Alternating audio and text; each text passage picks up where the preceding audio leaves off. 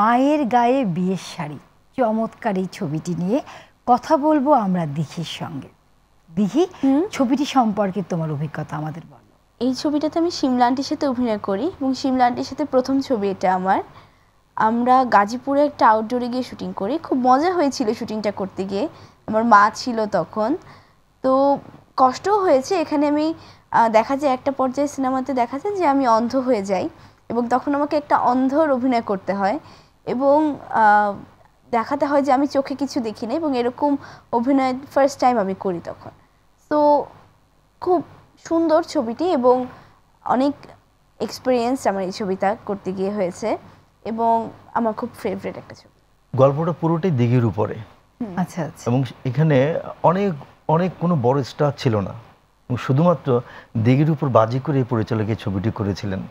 দুঃখের স্মৃতিটা আমরা দিঘির কাছ থেকেই শুনি।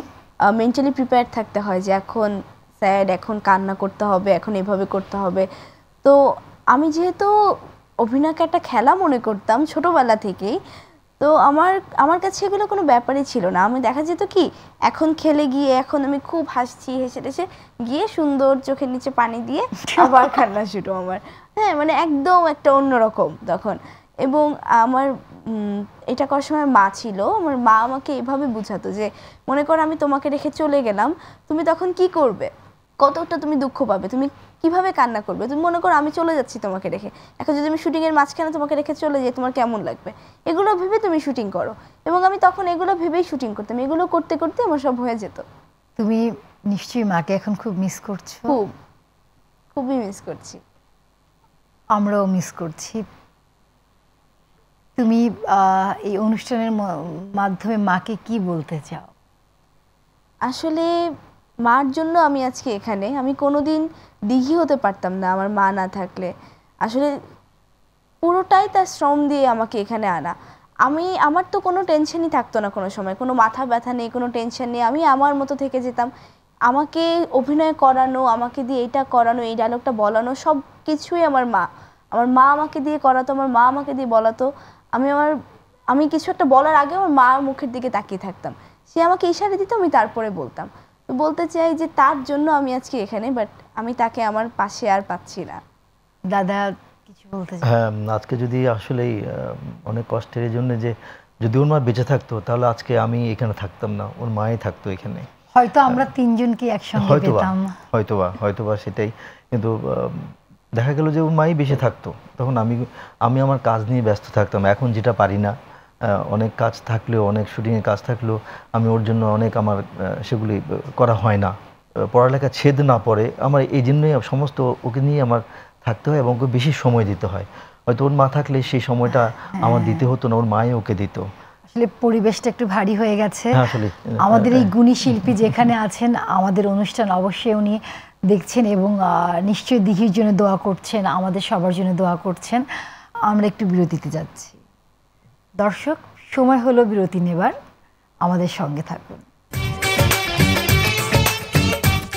যথারীতি আমরা বিরতি থেকে ফিরে এলাম। সঙ্গে আছে দিঘি এবং দিঘির বাবা অভিনেতা সুব্রত। ভাত দে, বিখ্যাত একটি ছবি আমজাদ হোসেনের। দাদা, আমাদের আমজাদ হোসেন তো আমাদের একজন বরেণ্য চলচ্চিত্রকার। সেই সময় ওনার একটা সিরিজ চলতো, এটি আমজাদ হোসেন চলচ্চিত্র ওনার ছবির মধ্যে থাকতো। এটি বিখ্যাত ছবি, ওনারই একটি বিখ্যাত উপন্যাস অবলম্বনে এই ছবিটি করা। এই ছবিতে আলমগীর ভাই, তারপর আমাদের আনোয়ার হোসেন ভাই, এরা যে অভিনয় করেছে তখন চলচ্চিত্রে আসেনি, কিন্তু এই ছবি মনে হয় আমি অনেকবার দেখেছি।